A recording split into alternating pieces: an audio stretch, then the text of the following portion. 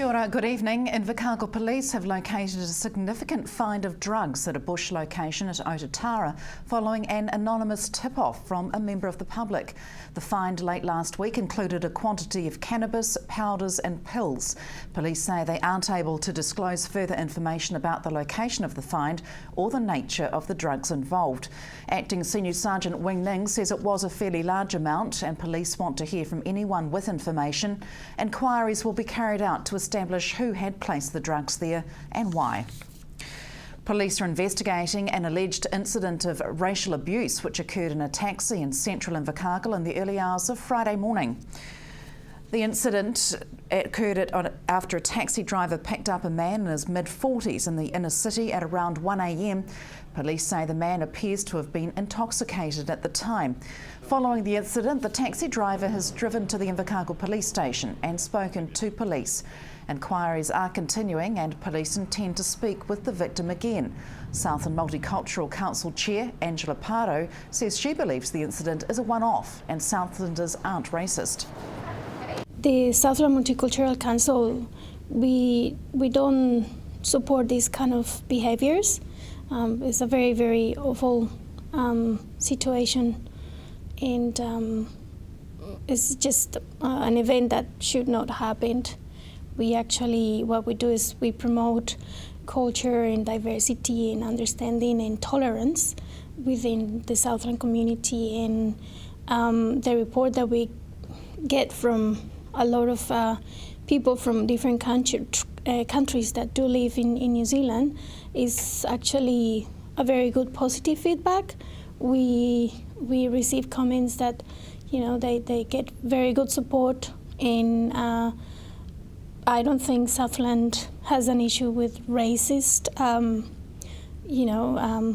environment. I think it's the opposite. New Zealand probably is the only country that does offer a lot of goodwill in terms of migrants to come here and settle and have a better opportunity of their lives, our lives. So we actually do not support these kind of events, and it's a very, very bad incident. In saying this, I think we need to realize that Invercargill, especially Invercargill, is getting quite multi-ethnic, and if we can understand that we all live in a place that actually opened the shores to welcome migrants, it is really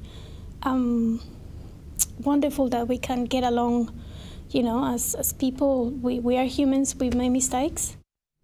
Southland War veterans gathered at Invercargill's cenotaph on Saturday morning to mark 60 years since fighting stopped in the Korean War. Korean War veterans and cadets paraded and were joined by a number of South Korean nationals living in the South in marking the 60th armistice anniversary of the Korean War. The war between North and South Korea began in June 1950 and ended July 1953.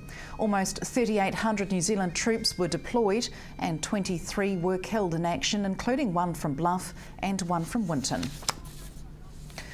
There was a capacity crowd at the Gore Town and Country Club on Saturday night where design, creativity and glamour hit the catwalk for the annual Hokanui Fashion Design Awards. A noisy and responsive crowd were entertained as entrance designs in over 18 categories were modelled at this year's Hokanui Fashion Design Awards.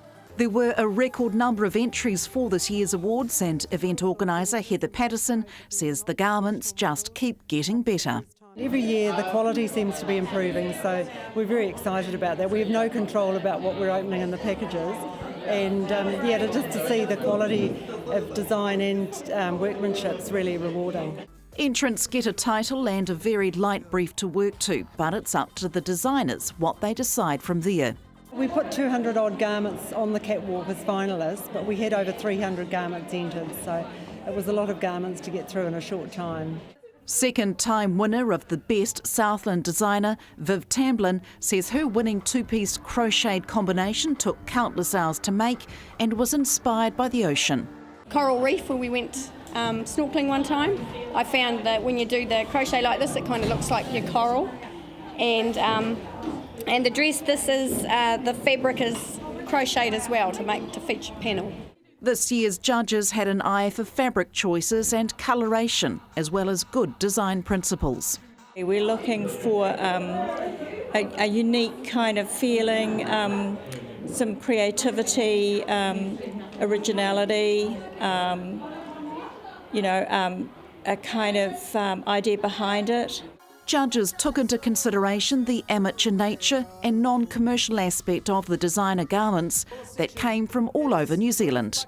All 4 judges were unanimous in choosing this year's Award of Excellence winner from Christchurch designer Renuka Malik.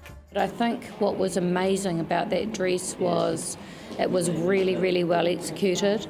As Liz said, the balance was really good. It was a little bit of less is more. Heather Patterson describes the winning garment as very wearable.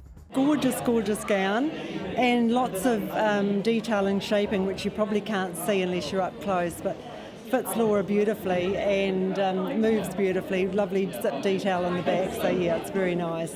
The iconic Fashion Awards have been running for 25 years, and its current convener was non-committal about her involvement in the event going forward. Not sure what's happening next year, but the awards will certainly be here, but whether I will be, I don't know. The awards are now held over 2 consecutive evenings to meet ticket demand, testimony to the event's enduring popularity. Margot Sutherland, South Today News. Stay with us after the break. An eradication program to remove a foreign pest from Queenstown's iconic landscape gets a big boost.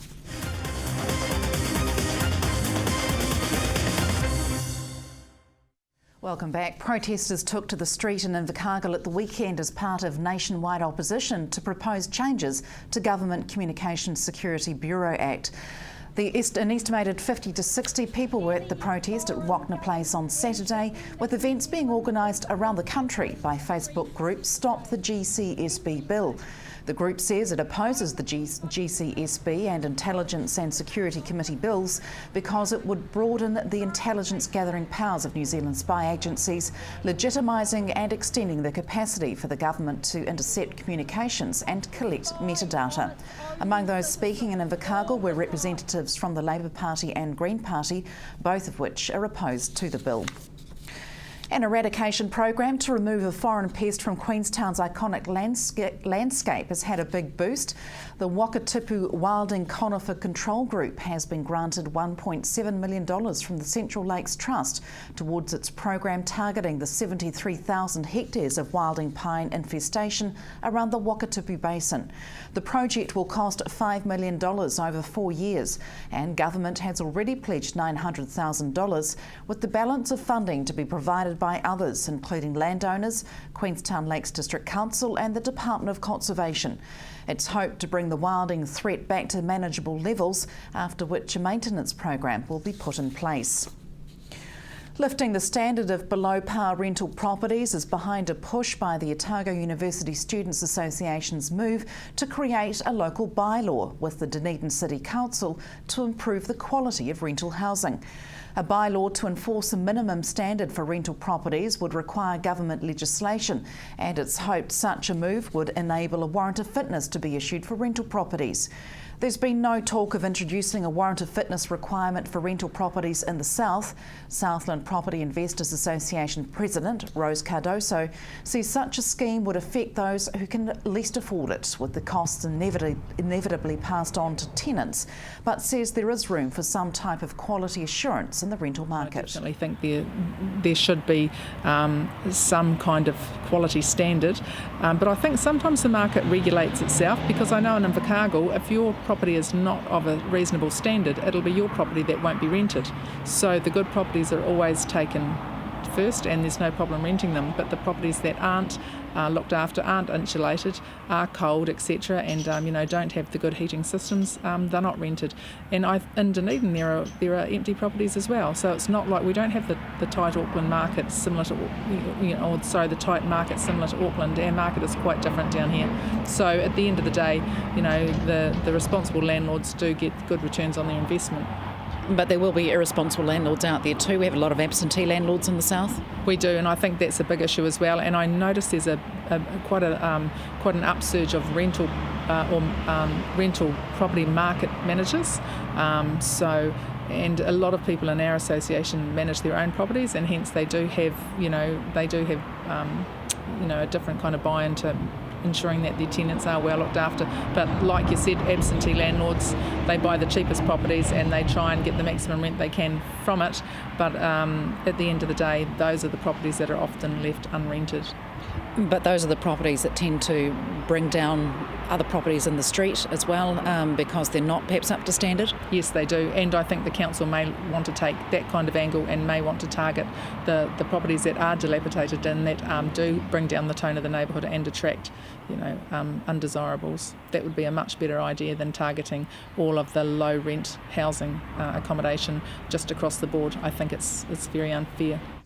For 54 hours, aspiring entrepreneurs put their heads together in Invercargill as part of the Invercargill Startup Weekend. Around 46 people took part in the event, mentored by 10 business leaders. The event sees entrepreneurs working to launch their own startups. Startup weekends are held around the world, and this was the first time one's been held in Invercargill. Attendees have 54 hours to work together to pitch, create and develop a business. Co-organiser Michelle Walker says 2 groups will now pitch their ideas to an angel investor from Asia who may decide to invest up to $1 million in seed funding. One of New Zealand's iconic characters was the centre of a big celebration in Invercargill at the weekend. Around 300 to 400 people helped celebrate Harry McCleary's 30th birthday at the Invercargill Library on Saturday. Events coordinator Jane Watkinson says the party was special because Harry McCleary is a very iconic character and the library held a party to engage people. Festivities included Pin the Tail on the Dog, colouring in competitions and story time. Special features also saw a visit from a real dog and a VIP screening of a birthday video made by pupils from Tisbury School. And that's it from news. Coming up in sport, former All Black Stu Wilson reviews the Super 15 semi-finals. That's after the weather next. From the news team, good night.